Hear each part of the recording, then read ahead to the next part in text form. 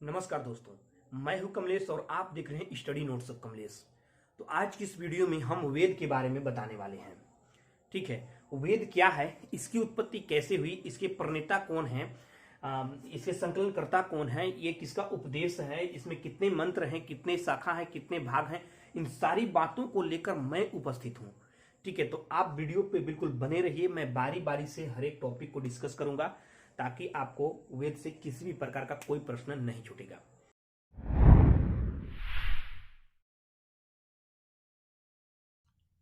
प्रथम चैप्टर मैंने पढ़ा दिया है।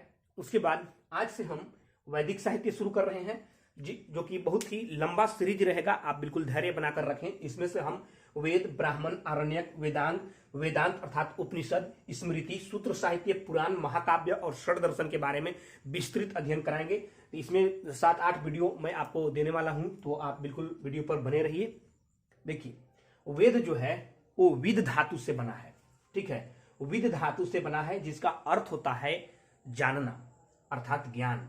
ठीक है, वेद श्रुति है अर्थात इसका आह्वान सुनकर किया गया है। वेद का आह्वान सुनकर किया गया है। वेद अपरुष है अर्थात इसका आह्वान ईश्वर के द्वारा किया गया है, किसी पुरुष के माध्यम से ये नहीं किया गया है, ये खुद ईश्वर के द्वारा आह्वान इसका किया गया है। ठीक है, वेद अनादि है अर्थात इसका अंत नहीं किया जा सकता है। वेद अमनाय है अर्थात इसके अध्ययन से मनुष्य की संपूर्ण इच्छाएं पूर्ण होती है। वेद से हमें सामाजिक, आर्थिक, राजनैतिक, धार्मिक, पर्यावरण, विज्ञान और गणित संबंधी शिक्षाएं प्राप्त होती है। ठीक है, अब देखिए, वेद के जो संकलन करता है, वेद के संकलन करता है महर्षि कृष्ण द्वैपायन वेद व्यास। ठीक है, वेद जो है वसुधैव कुटुंबकम का उपदेश है। देखिए, प्रारंभ में ऋग्वेद, सामवेद और यजुर्वेद ये तीनों को ही वेद माना जाता था। ठीक है, तो इसे त्रय के नाम से जाना जाता था प्रारंभ में, लेकिन बाद में अथर्ववेद को इसलिए वेद नहीं कहा जाता था उस समय, क्योंकि देखिए अथर्ववेद का जो परिभाषा था, जो कैटेगरिया था, वो बाकी तीनों वेदों से भिन्न था। इसीलिए प्रारंभ में अथर्ववेद को वेद नहीं माना जाता था। ठीक है, तो आपसे प्रश्न बनेगा कि प्रारंभ में किसे वेद नहीं माना जाता था, तो कौन सा होगा? अथर्ववेद। लेकिन बाद में अथर्ववेद को भी वेद के अंतर्गत शामिल कर दिया गया। क्यों? क्योंकि इसमें देखा गया कि हालांकि ये बाकी तीनों से भिन्न था, लेकिन इसमें देखा गया कि 1200 स्थान पर ब्रह्म शब्द का प्रयोग हुआ है। हालांकि जबकि ब्रह्म शब्द के प्रयोग होने के कारण इसे चतुर्थ वेद का दर्जा दिया गया और इसे चतुर्थी कहा गया। ठीक है, और इन चारों वेदों को मिलाकर के संहिता का नाम दिया गया। ठीक है, इन चारों वेदों को मिलाकर क्या नाम दिया गया? संहिता। वेदों की संख्या 4 है, ऋग्वेद, सामवेद, यजुर्वेद और अथर्ववेद।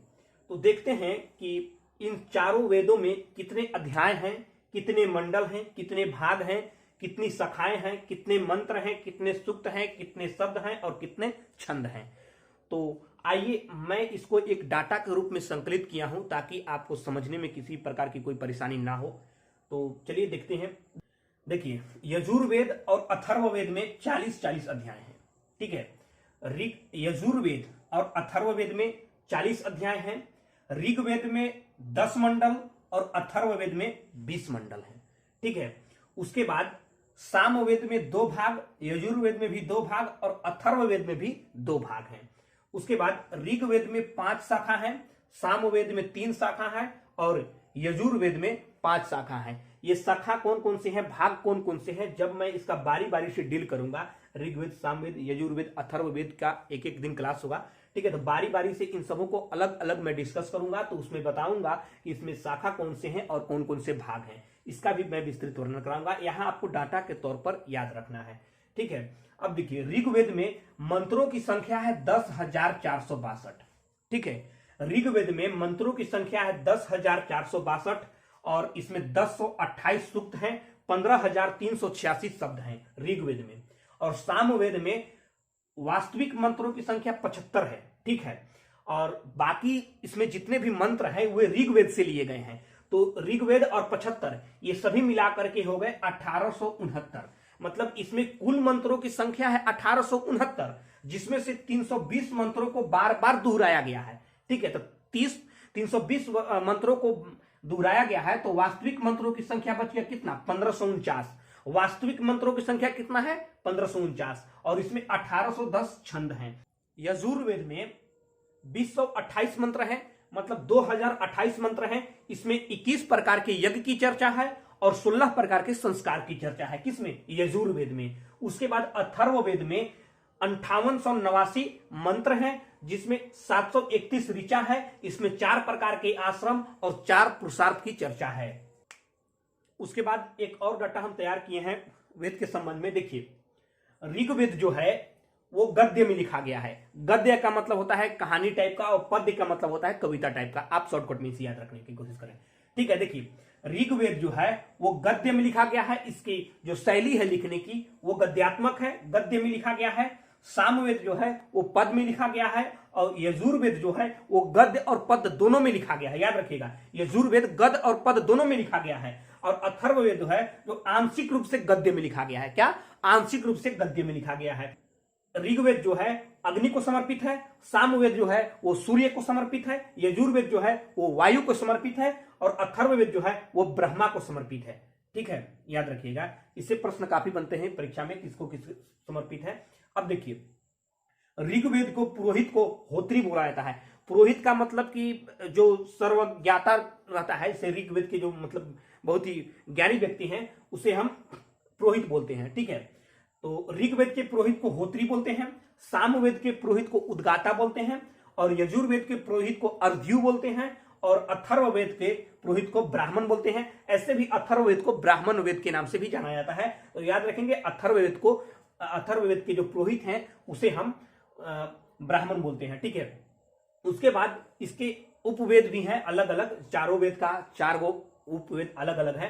तो ऋग्वेद का जो उपवेद है वो है आयुर्वेद, सामवेद का उपवेद है गंधर्ववेद, यजुर्वेद का उपवेद है धनुर्वेद और अथर्ववेद का उपवेद है शिल्पवेद। आयुर्वेद जो है वो चिकित्सा से संबंधित है, गंधर्ववेद जो है वो प्रेम और संगीत से संबंधित है, धनुर्वेद जो है वो युद्ध कला से संबंधित है और शिल्पवेद जो है वो भवन निर्माण से संबंधित है। उसके बाद देखिए, ये आयुर्वेद के जो प्रणेता हैं, जो उसके मतलब संकलनकर्ता आप समझिए, जो इसके रचयिता हैं, वो आयुर्वेद के रचयिता है धन्वंतरी, गंधर्ववेद के रचयिता है भरत मुनि और धनुर्वेद के रचयिता है यानी कि प्रणेता है विश्वामित्र जी और शिल्पवेद के प्रणेता है विश्वकर्मा।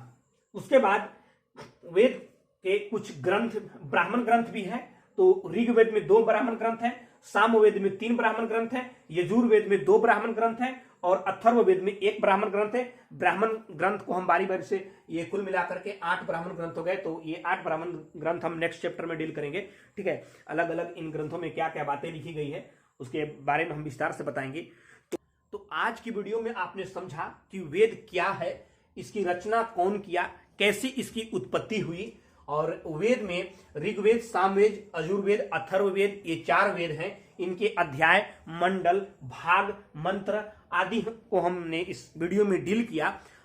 लेते हैं ब्रेक हम इस वीडियो से। अगली वीडियो में हम मिलेंगे ऋग्वेद के साथ। वीडियो को देखने के लिए बहुत बहुत धन्यवाद। इसका PDF आप डिस्क्रिप्शन से डाउनलोड कर